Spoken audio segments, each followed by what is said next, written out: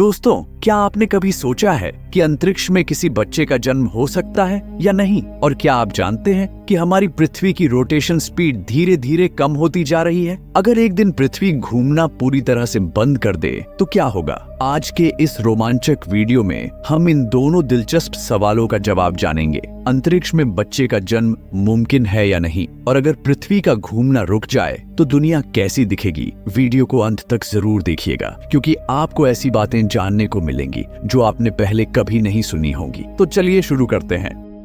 दोस्तों, नवंबर 2011 से अंतरिक्ष में इंसानों की मौजूदगी लगातार बनी हुई है। वहां हमेशा कम से कम एक इंसान तो मौजूद रहता ही है। हालांकि यूरी गागरिन पहले इंसान थे जिन्हें अंतरिक्ष में भेजा गया था, लेकिन अब तक लगभग 600 से ज्यादा लोग अंतरिक्ष में जा चुके हैं। इससे हमने ये तो काफी हद तक जान लिया है कि हम बाहरी अंतरिक्ष में लंबे समय तक जिंदा रह सकते हैं, लेकिन अंतरिक्ष में एक बच्चे के जन्म की बात करना अभी भी दूर की बात लगती है। जो भी लोग अंतरिक्ष में जाते हैं वे धरती पर पूरी तरह से प्रशिक्षित होकर जाते हैं और अंतरिक्ष की हर तरह की स्थिति के लिए तैयार रहते हैं, लेकिन एक नवजात शिशु के पास ऐसी कोई भी क्षमता नहीं होती जिससे वह उस माहौल में जीवित रह सके। मान लीजिए किसी तरह से वो जीवित रह भी गया तो भी उसके स्वस्थ होने की संभावना बेहद कम होगी। हम जानते हैं कि चंद्रमा धरती से लगभग 3,84,400 किलोमीटर दूर है और इंसान अब तक सबसे दूर वहीं तक पहुंच सके हैं। वहीं इंटरनेशनल स्पेस स्टेशन धरती से लगभग 400 किलोमीटर की ऊंचाई पर उसकी परिक्रमा करता है, जो चंद्रमा की दूरी का केवल 0.8% है। स्पेस स्टेशन में अंतरिक्ष यात्री भारहीनता का अनुभव करते हैं, इसलिए अगर हम बच्चे के जन्म की बात करें तो इसे स्पेस स्टेशन तक ही सीमित रखेंगे,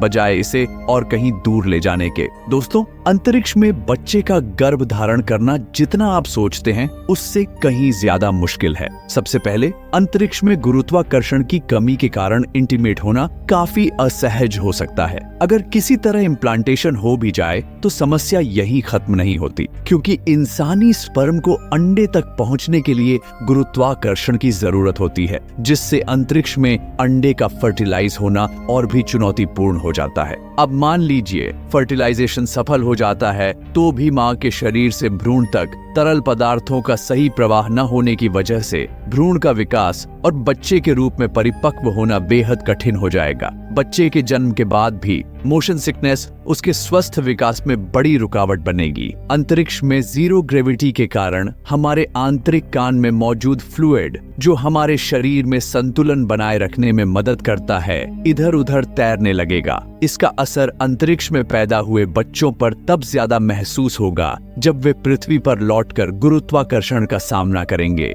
चूहों पर अंतरिक्ष में पहले से ही अध्ययन किया गया है और पाया गया कि उन्हें भारहीनता के साथ तालमेल बिठाने में कम दिक्कत आई, लेकिन ओरिएंटेशन और बैलेंस को समझने में काफी समस्या हुई। दोस्तों, अंतरिक्ष में जन्मे बच्चे दिखने में थोड़े अलग होंगे, क्योंकि वहां गुरुत्वाकर्षण नहीं होता, जिससे शरीर की सारी फ्लूइड्स नीचे नहीं खींची जाती। इस वजह से बच्चे का चेहरा और शरीर थोड़ा सूजा हुआ दिखेगा। चूंकि अंतरिक्ष में दिल को ग्रेविटी के खिलाफ काम नहीं करना पड़ता, इसीलिए यह कमजोर हो जाएगा और शरीर में खून की मात्रा कम हो जाएगी, जिससे शरीर पीला और कमजोर नजर आएगा। ऊपरी हिस्से में ब्लड प्रेशर बढ़ने के कारण आंखें उभरी हुई दिखेंगी और दिमाग की काम करने की क्षमता भी प्रभावित होगी। जीरो ग्रेविटी का असर हड्डियों और मांसपेशियों पर भी पड़ता है। अंतरिक्ष यात्रियों ने अपनी रीढ़ की हड्डी में विस्तार महसूस किया है, जिससे उनकी लंबाई थोड़ी बढ़ जाती है। कुछ लोग तो अंतरिक्ष से लौटने तक लगभग 3% तक लंबाई में बढ़ जाते हैं, लेकिन हड्डियां कमजोर हो जाती हैं और अगर अंतरिक्ष यात्री सख्त व्यायाम नहीं करते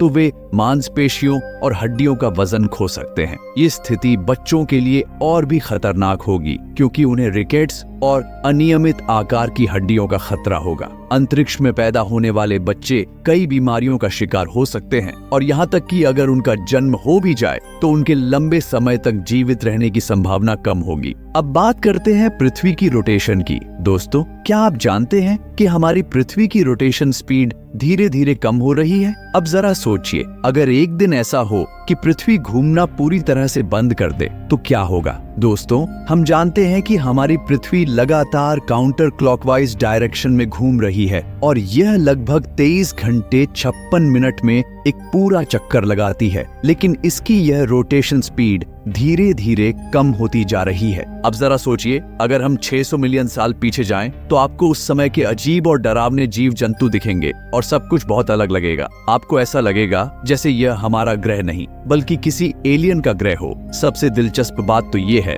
कि उस समय एक दिन 24 घंटे का नहीं बल्कि 22 घंटे का था। आखिर ये कैसे हुआ? जैसा कि हमने बताया, पृथ्वी की रोटेशन स्पीड धीरे धीरे कम हो रही है और ये उसी का नतीजा है। 600 मिलियन साल पहले हमारी पृथ्वी आज के मुकाबले तेजी से घूमती थी, इसलिए एक दिन में 2 घंटे कम होता था। अगर हम 1.4 अरब साल पीछे की बात करें तो तब एक दिन सिर्फ 18.5 घंटे का हुआ करता था, यानी आज से 5.5 घंटे कम। जैसे जैसे समय बीतेगा, पृथ्वी की रोटेशन स्पीड और धीमी होती जाएगी और अगर एक दिन पृथ्वी पूरी तरह से घूमना बंद कर देती है तो क्या होगा? जहां अभी हम दिन और रात दोनों 24 घंटे में देखते हैं, उस समय हमें 6-6 महीने का दिन और 6-6 महीने की रात देखने को मिलेगी। ये हमारी स्लीप साइकिल को पूरी तरह से बिगाड़ देगा, जिससे हमारी कार्य क्षमता और व्यवहार पर बुरा असर पड़ेगा। लोग चिड़चिड़े और गुस्सैल हो जाएंगे। इसके अलावा जब पृथ्वी घूमना बंद कर देगी तो दिन और रात के तापमान में बहुत बड़ा अंतर आएगा।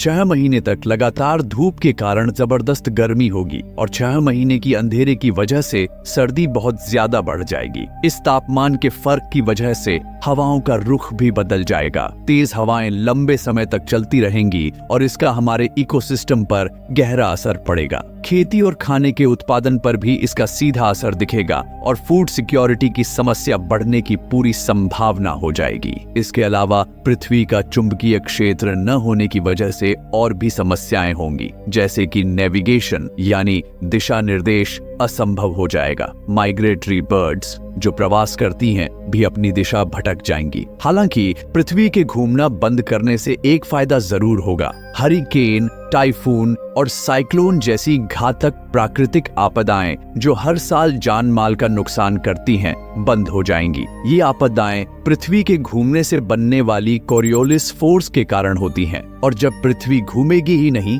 तो ये घटनाएं भी नहीं होंगी। लेकिन दोस्तों, ये एकमात्र ही फायदा होगा, बाकी सब नुकसान ही होंगे। अब सबसे बड़ा सवाल ये है कि क्या सच में पृथ्वी घूमना बंद कर देगी? इसे समझने से पहले ये जानना जरूरी है कि पृथ्वी की रोटेशन स्पीड क्यों कम हो रही है। किसी भी चलती हुई चीज की गति तभी कम होती है जब उस पर कोई विपरीत दिशा में बल लग रहा हो। न्यूटन के अनुसार यह विपरीत बल घर्षण हो सकता है, लेकिन चूंकि अंतरिक्ष में वैक्यूम होता है तो वहाँ एयर फ्रिक्शन न के बराबर है। इसका मतलब जो चीज एक बार चलने लगती है वह लगातार चलती रहेगी। दोस्तों, पृथ्वी की गति कम हो रही है चंद्रमा के गुरुत्वाकर्षण की वजह से, लेकिन चंद्रमा का गुरुत्वाकर्षण इतना शक्तिशाली नहीं है कि वह पृथ्वी की गति को पूरी तरह से रोक सके। ऐसा तभी संभव होगा जब कोई और बड़ा गुरुत्वाकर्षण वाला पिंड पृथ्वी के करीब आ जाए। तो दोस्तों, अब आप समझ गए होंगे कि अंतरिक्ष में बच्चे का जन्म कितना मुश्किल है और अगर हमारी पृथ्वी घूमना बंद कर दे तो हमारी जिंदगी कैसी होगी। आपको क्या लगता है, क्या कभी इंसान अंतरिक्ष में जन्म लेने वाले बच्चे को देख पाएंगे? और क्या पृथ्वी का घूमना कभी रुक सकता है? हमें कमेंट में जरूर बताएं और अगर वीडियो पसंद आया हो तो लाइक और सब्सक्राइब करना न भूलें।